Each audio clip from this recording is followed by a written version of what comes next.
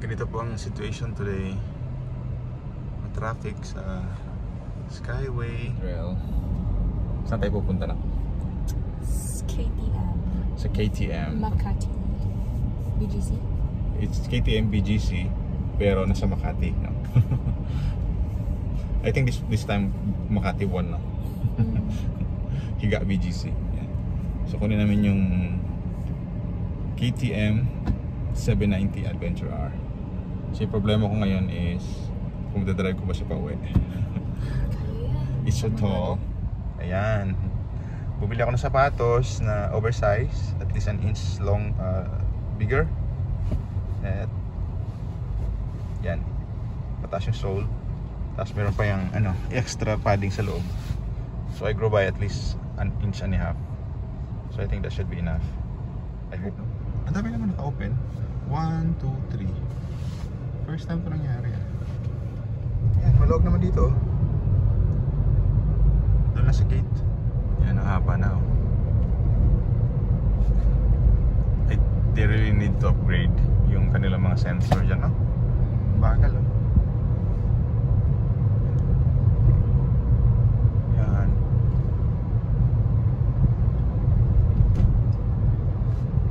Paglagpas mo dito, maluwag naman. I hope. I mean, nakatulong din to eh. They added at least 2 more. 2 to 3. Yan. Oh, slow down. Traffic talaga din. Ay, nagpa-bottleneck din dun sa dulo. Pero may truck. Slow lang ka. Yan, madami na tres. Just kidding. Yan, after Shell KTM na yun. I mean, a bit farther down. It's somewhere there. Yan yung Honda. Ito yung Honda. Ayun siya. KTM. The orange tingy. See you in a bit. Turn. We make a U-turn somewhere there. Yan, so naman na sila. Likely going also there. Yan. Pagpa-Victory naman doon pa sa dulo. Banda pa doon. Ayun ang Pasay. So dito tayo. Hello Subaru. Yay! Lalaki ng gulong. Yan, southbound na to. Yan, ito siya. O, dito ka na sa kanan. Oh, yung motor. Wait, I can't see your hand. Sorry. Yan, nasa KTM. Lalabas na. Wala, paano natin uwi ito, Drell? Oh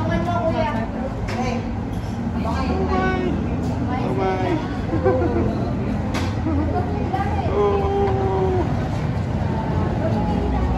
Yeah, the bike. Okay. So ito, ano na siya, yung kill switch is integrated sa start. Sa start niya, okay. Dalawang switch, madami sila. Ready to race. So notifications dito sa taas yan, in yellow. Okay. Any warnings will be down here in red. So like low fuel, notice na nagbi-blink in red. So naka-right. So pagka black pa yan with 1 bar, okay ka pa. And then same goes with the water temp. Next na bar. So kahit umangat yan all the way there, basta black siya, that's okay. When it starts blinking red, magkaka-warning dito yun. So until that happens, you have nothing to worry. Okay? So normal to naka-on yung mga warning. So oil pressure. This one is for the low fuel, ABS and traction control, and then check engine. Once you start, mawawala yung check engine and that. Okay. Watch.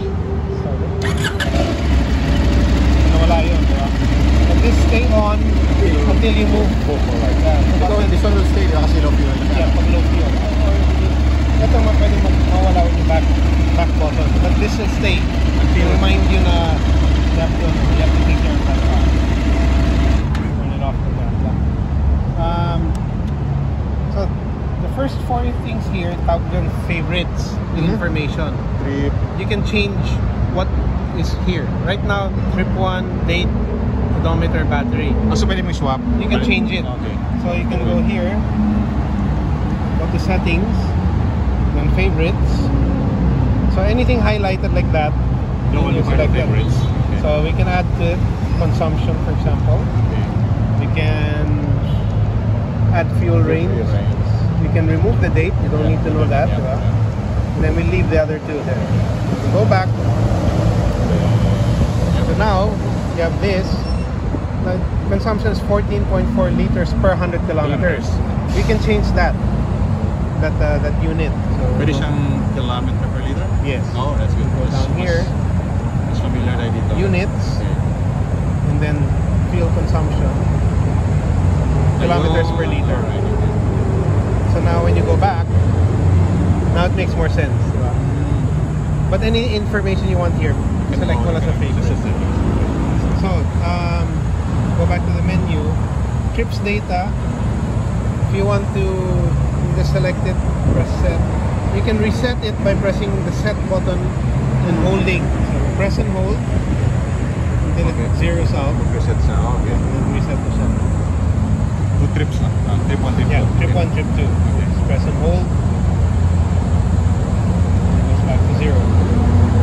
So here, basic info lang. The date, odometer, battery. Yun lang, okay. Here you have your warnings. You have low fuel and the side stand. So note about the side stand. When the side stand is down and you're in gear, for example, Mamatay siya? it's in gear. You can't start it. Safety. Okay. Even if you have the clutch, it's not gonna start. Pero pag nakataas yan, you can start it in gear with the clutch. With the clutch, yeah. in. So we put back to neutral. Okay. There we go. Basic turn signal, horn. cancel, horn. The light up here. Passing light. Okay. You have the passing light, and then push for brights. And then, push? Yeah, Okay. push for high beam. High beam. Then pull back for low beam. Pagka passing, press mo lang. Yeah, passing distance. Then you can adjust the levers, yung distance. Okay. Push forward and then turn this. Ah, okay. So you adjust it to how you like. Same for brake, And the clutch. Yeah. And then this free play, Okay. that movement, that's normal. Okay. Don't remove that. If it gets too much, you can adjust it to about that much. 2 mm, 3, something like Yeah, you can fit the key. Yeah, Okay. fit the key. Pag humaba na yan, you can adjust it to that. Yeah, mababa na yung cable. But never zero. Huh? Okay, your toolkit is side panel. Okay, that's the key. So I'll show you. Turn the key. There we go. Under the seat. Yeah. So this is your spare key. Wow. That's good. This is the most important though, the key card. Pag nawala, ito yung... This is how we order your key. Duplicate, okay. Yeah. Kasi naka-program to sa computer. May electronics sa loob, wala? Yes, meron. Just sa car, sa may... Sa key mismo. Okay. So if you lose this key card and the keys, we have to buy the whole thing. ignition switch, the ignition computer, and the lock for here. Okay. And also this. This one. Buong set yan. It's very expensive, so Keep this one. keep this. Don't lose the key card. Air filter, battery, positive, negative. Alright, your tools. Hang on to that. Okay. Your tools, just pull off these tabs here. Like that, and then just and then slide forward. It's right here. Yeah. Alam mo nandito. Yeah. Yun yung tools mo. Nice. Secret compartment. There's another one on this side. Same din. Oh, same din siya. And empty po siya, may tools din. Walang tools. Okay.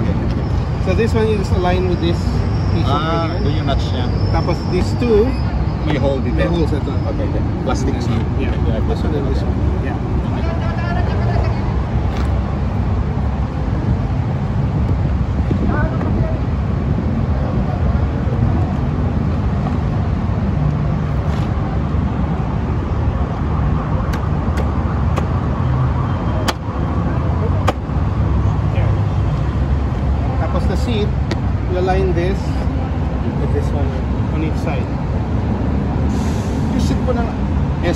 are compatible sila. No? Yes. If you want, you can put yung 2-piece seat. Pwede rin. How many mm yung nilo-lower yan pag use the S? Probably like 10. 10, maliit lang. Okay. Pero some people, they have this shape. Para bumaba. Bumaba and maging narrow. To check the oil level. There's a window there? Yeah, there's a window. Okay. But you check it, the vehicle is Okay. vertical. Is it dapat full ba or half lang? Somewhere about 3/4 to Okay. half to 3/4. Okay. So maganda kung mayroong paddock, paddock stand. You can, yeah. But usually I just go on that side, pull it. Pull it. Hold the brake, pull it. You can see. Suspension is adjusted through here. Okay. So this is rebound. This is compression. So in compression is the how hard it is? How hard? when the fork shortens, and then rebound is when the fork extends. Extends. So yung movement nun, how fast it goes in or out, you can control with this. So standard is 15 clicks out. Okay. Okay, so when I say out, think of it like a faucet. You're to close the faucet. Ito ka ng gulong. Okay. To close the faucet, you turn clockwise, right? So let's close this.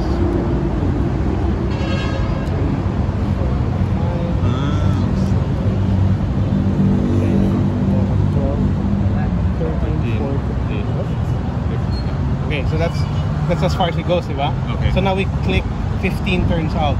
Okay. 1, 2, 3, 4, 5, 6, 7, 8, 9, 10, 11, 12, 13, 14, 15.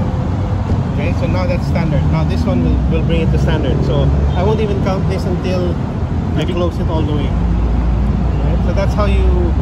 So this one is compression. Rebound. Rebound. This one. It's easy to remember. Red. Okay. R, R-band. Yeah. R-band. Then the other one is compression. Okay, so that's the starting point. Okay. 1, 2, 3,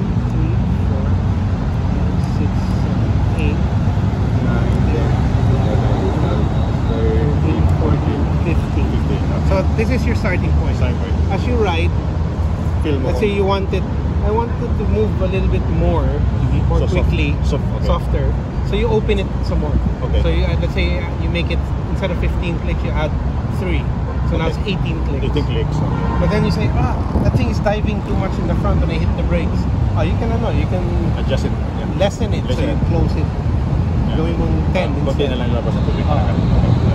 Under the seat bit, may sticker yan with the settings. Standard. It's right here in the air box. Sa seat o sa ilalim? Sa ilalim. Sa ilalim. So yeah, do you have any questions? Yung sa rear po, is it adjustable as well? Yeah? The rear suspension, is it adjustable? Yes, it is. So, But it's a bit down. it's on this side. Okay. So you need a tool. Okay. This one, yeah. You need a tool. So that's for the rebound. Rebound. And then the compression is... sorry, that's for compression. Compression. Then the rebound is on the right there. Ah. It's a screwdriver. Okay. They need a screwdriver for that. Okay. And then the preload for the spring, there's a tool for that talaga. Oh, dito. Okay. Yeah. Alright. So yeah. Okay, so you need the key. So this one, for safety's sake, just never open this while you're seated. You get off the bike, you move to the front, like this, and then you open the cap. Just in case, because it's hot now, baka may lumabas. But normally, it shouldn't happen because may venta na naman siya. But over time, baka it's clogged. So to close, just turn the key slightly para bumaba, and then push. Then you can take the key out. Yeah. To lock the steering, turn it to the left, foot left. Put the key, push the key down to the left. Then you can take it. To remove, same thing. Push down to the right command. To turn on the bike, don't push. Just turn. It won't turn. So just turn. Just turn.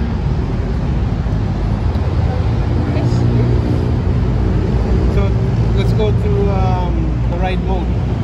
Okay. You have street for your ride mode. Okay. ABS is on road setting, and then MTC's motorcycle traction control. It's Okay. on. It's on. So you press set to go into the menu, and then yeah, ride mode is the first thing it's selected. Mm-hmm. Enter that, and then you can just select what you want. Let's say we want to go to off-road. Okay. Press Set. close the throttle. So you can do this while you're running, Okay. and then ayan na siya, selected. Off-road na siya dito. Yeah. And then you see the ride mode automatic. The ABS. Yeah, still stays separate now. Mm. So let's say we want ABS, we go to motorcycle. But here, ABS. traction control, you can just turn on and off that. And then here, ABS, select. And on. So you can put it on off-road. So same deal, but different. This one you have to press and hold. I don't know, disable the yeah. So MSR means the slip control, motor slip control. That's the amount of engine brake. Okay. It's not regulated by the computer in off-road mode. Kasi maluwag na yung Yeah, the road is loose. Yes. So yeah, to bring it back, just select The road. Okay. it's back to road, and then we go back to ride mode. Yeah. So, go back to Street. street. Yeah. Okay. Street. So now, you notice I had to go through menus to do that, diba? Meron tong quick selector. So quick selector 1 is the up button, quick selector 2 is the down button. You can set what part of the menu you can go directly. Parang favorites in a way. Parang favorite. Okay. But these are the favorites. Yeah, I mean. But this is quick select. Okay. So That's nice. you go here to settings. Settings. Then quick selector 1. So right now it's trip 1. But let's say we want to go to ride mode instead. Yeah, let's say off-road. Yeah. And then quick selector 2, let's say we want to go to ABS. We go up. Select that. So now, from the main screen, while you're driving, you just press the up button. Hey, I want to select rain mode. Very quick, diba? Alright, thank you. And then now, here you can quick selector 2. You can select the ABS mode. So say, I'm off-road, I don't want to use ABS at all. So you press and hold. And release. Now it's off. No ABS whatsoever. But let's not do that. Yeah, we need that. Road, okay. ABS on only the okay. So we need to start this.